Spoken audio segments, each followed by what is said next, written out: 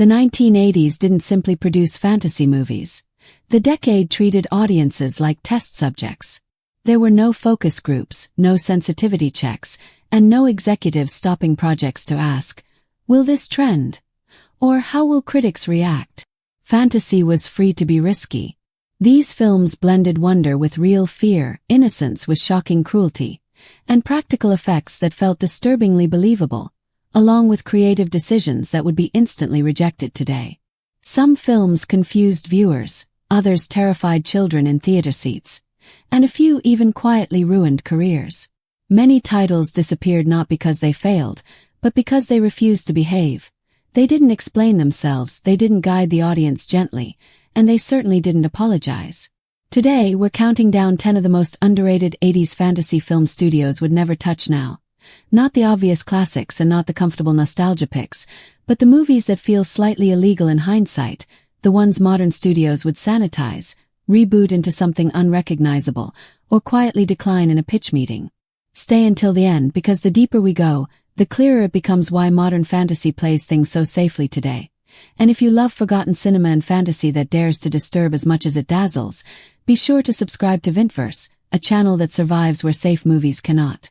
Number 10 is Legend, 1985, which at first seems like a gentle, traditional fairy tale filled with misty forests, roaming unicorns, and a young hero chasing light and goodness.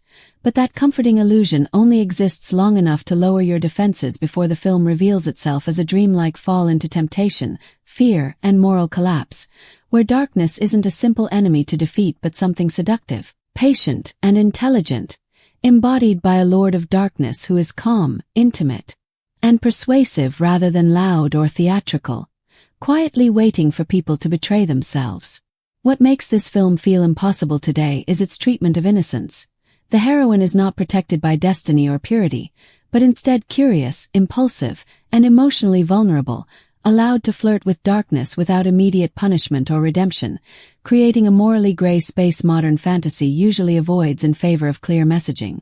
Its slow pacing is another rebellion, lingering on atmosphere, silence, and mood instead of jokes, explanations, or fast emotional payoffs. And while this confused audiences at release and hurt the film commercially because it wasn't frightening enough to be horror or gentle enough to be family fantasy, that refusal to fit a category is exactly why it endures, unsettling viewers instead of reassuring them. And the next film goes even further. Number 9 is Return to Oz, 1985, promoted as a sequel to one of the most beloved family movies ever made, yet delivering a cold and unsettling journey into fear, isolation, and psychological trauma disguised as children's fantasy, beginning with the shocking choice that Dorothy is not dreaming or escaping for fun but is brought back because something seems wrong with her, because she cannot sleep or move on, and because adults view her wonder as a problem needing correction through methods that feel disturbingly close to horror, with stark rooms, sterile environments, and authority figures who remain polite and terrifying without a single joke or wink to ease the tension. The film trusts children to experience fear and sit with it, a trust largely absent from mainstream cinema now. And when Dorothy finally returns, Oz itself is broken, abandoned, and nearly empty. Familiar characters are missing or worse, and the sense that the world is already lost hangs over every scene, breaking a central modern fantasy rule by making the hero arrive too late. Its villains are quiet and horrifying. A ruler who steals heads and creatures that hunt without emotion, never softened or explained away. And although the movie failed by betraying expectations, that betrayal is precisely why it still haunts memory decades later and prepares the ground for something even more unsettling. Number 8 is The Company of Wolves, 1984. A fairy tale delivered like a warning whispered too late, uninterested in adventure or heroic comfort, structured like a dream within a dream where logic slips, time bends, and meaning always feels just out of reach, as a young girl moves through a forest that behaves more like a state of mind than a physical place. Every encounter is symbolic, every conversation layered with subtext, and while modern studios demand clarity, this film thrives on ambiguity, focusing not on romance but on desire. Confusing, thrilling, and frightening, using fairy tale imagery to explore transformation, temptation, and fear without apologizing for its implications, presenting wolves not simply as monsters but as metaphors. Violence is sudden and cruel, innocence fragile, authority unreliable, and stories contradict one another instead of delivering tidy lessons, making the film feel deeply transgressive today.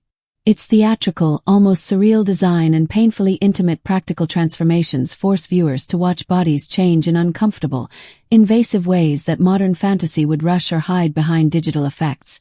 And a film openly blending fantasy with sexuality, fear, and symbolic violence would now ignite backlash, social media outrage, and studio panic.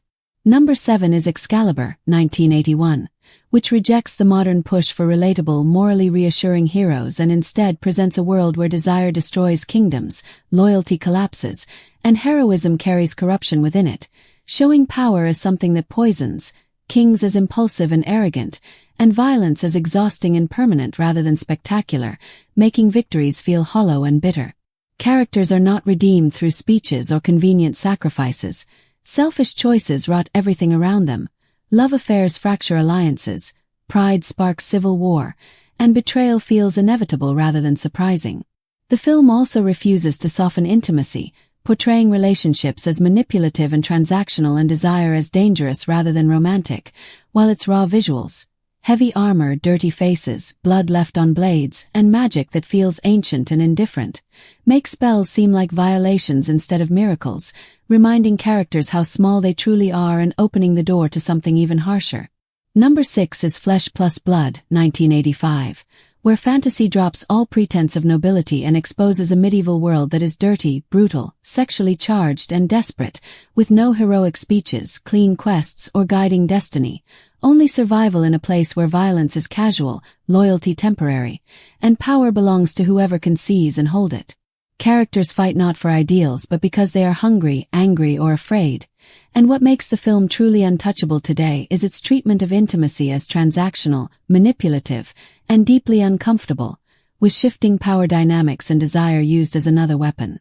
Its violence is unsanitized and chaotic, injuries arrive without warning, deaths offer no emotional closure, the camera refuses to look away, and practical effects make wounds feel real and lasting, forcing viewers to confront brutality rather than admire spectacle and shaping an entire generation's understanding of fantasy through obsession, violence, and raw physical power.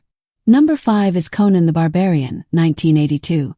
A story not about heroism but about endurance, pain, revenge, and the slow hardening of a person shaped by suffering, lingering on a childhood defined by loss, depicting slavery as exhausting and soul-crushing, and presenting violence as repetitive and emotionally numbing rather than cool or triumphant, a tone that would provoke immediate backlash today. While the film embraces silence and long, empty stretches without reassurance, the film traps the viewer inside Conan's loneliness and emotional distance, making you experience the world from within his isolation. The violence is blunt, sudden, and brutally physical. Swords do not meet with elegance or ceremony. They slice, people drop, and the blood remains on screen. There is no speech to justify the killing and no moral framing to soften it. Simply occurs. Modern fantasy demands ethical explanation, but Conan offers none. Its villains are just as disturbing.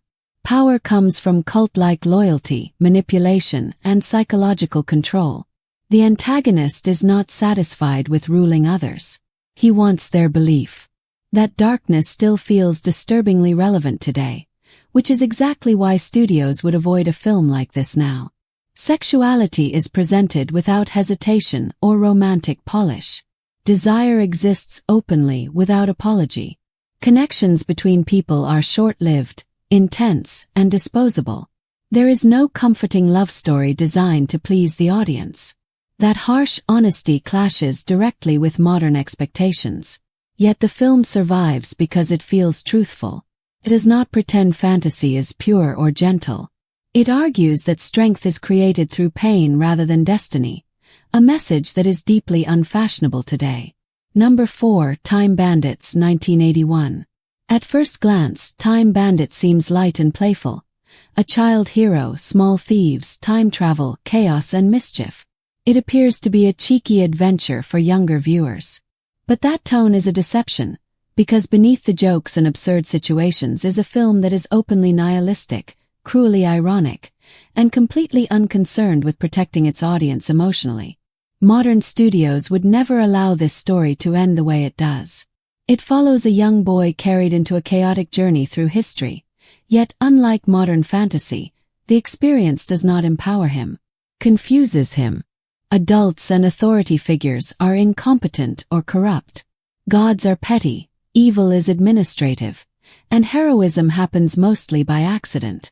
The film repeatedly dismantles the idea that adventure automatically leads to growth. Sometimes adventure simply leaves you isolated and disoriented. The comedy is sharp and often cruel. Death is treated casually. Entire civilizations are destroyed for laughs. Famous historical figures are ridiculed instead of glorified. There is no respect for tradition or moral certainty. That alone would terrify studio executives today. Contemporary fantasy prioritizes emotional comfort. Time Bandits takes pleasure in emotional disruption. But the real reason it would never be made now is its worldview. The universe it shows does not care. Good intentions do not protect you. Authority deserves no trust. And most disturbing of all, innocence offers no safety. The ending is not hopeful. It is sudden, cold, and deeply unsettling, lingering long after the screen fades to black. Audiences in the 1980s did not know how to respond. Parents were shocked. Children were confused. Critics were divided. Yet that unease is exactly why the film still matters, because it leads directly into what comes next. The following movie does not merely weaken fantasy. It corrupts it from within. Number 3, Angel Heart, 1987. It begins as a mystery. A slow-burn investigation through dark streets and quiet conversations. As the narrative unfolds, fantasy slips in gently and almost politely, until it surrounds everything and escape becomes impossible. The power of Angel Heart lies in its restraint. Supernatural forces are never announced. They are suggested, sensed, and quietly present. The film trusts the audience to connect the pieces without being instructed how to feel. That kind of trust is rare today. Modern fantasy explains everything. This story allows dread to grow in silence. Identity fractures gradually. Memory becomes unreliable. Guilt turns physical. The film offers no release. Scene by scene, it tightens its hold until the truth hits with unexpected force. There is no way out, no redemption, only consequence. The imagery is intentionally uncomfortable. Heat, sweat, blood, and invasive rituals replace spectacle. Fantasy is not wondrous here. It is suffocating. It does not save the main character. It ruins him. Modern fantasy avoids such endings because they offer no hope, no message, and no reassurance. When the film was released, it provoked controversy. Viewers felt misled. Critics argued about its meaning.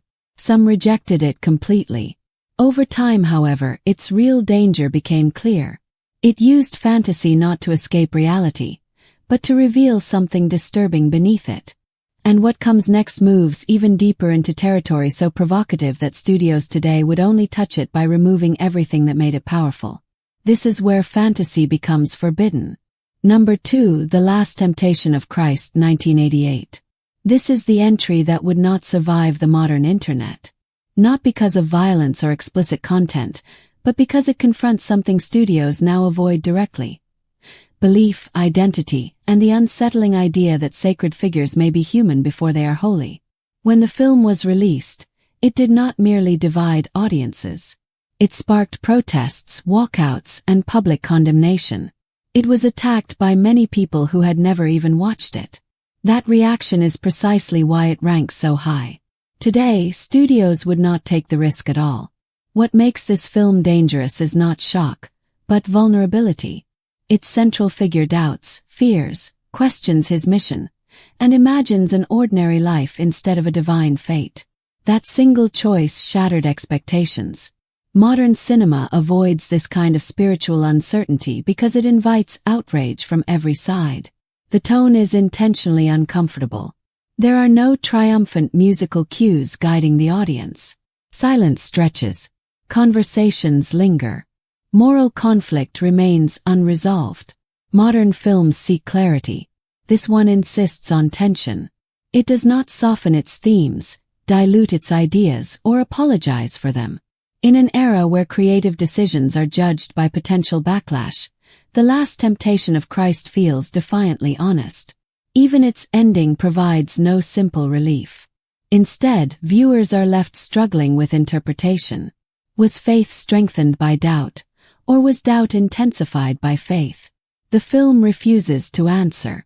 That uncertainty frightens modern studios because it cannot be controlled, edited into safety, or easily marketed.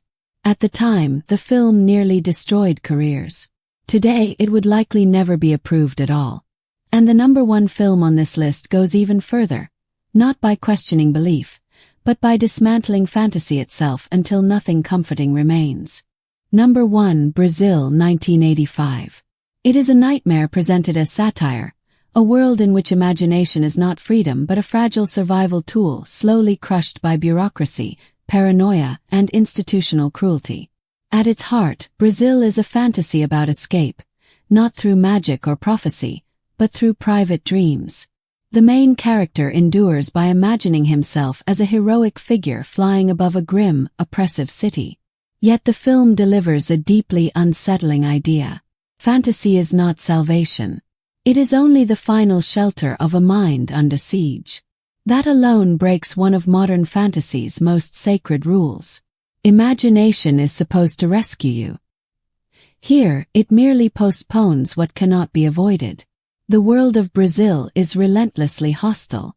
It is not loud or explosive, only endlessly suffocating. Paperwork replaces violence. Forced politeness replaces compassion. Systems operate flawlessly while people quietly collapse.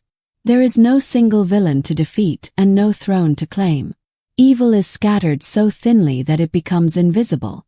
This kind of enemy terrifies studios because it provides no emotional release.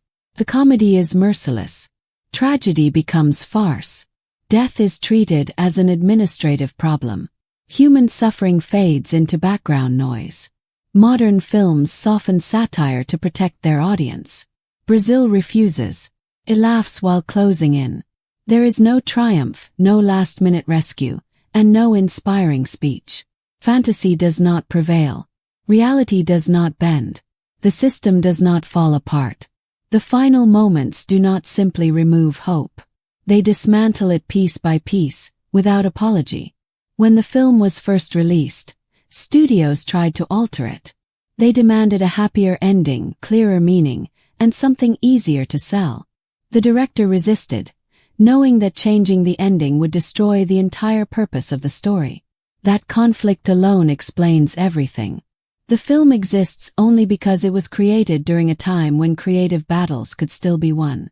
Today, Brazil would be reshaped into a story of rebellion. The hero would ignite change. The system would fracture. The audience would leave feeling empowered. This version denies that comfort. It leaves viewers unsettled, reflective, and disturbed. That is why it stands as the most underrated 1980s fantasy film that would never be made today, because it does not merely challenge fantasy. It reveals why we cling to it at all. Now, did any of these films surprise you? Do you think any of them crossed a line and paid the price for it? Share your thoughts in the comments and let's have a real conversation. And don't forget to like the video, pass it on to someone who still believes movies were braver back then, and subscribe to Vintverse, a channel created for the films history tried to erase.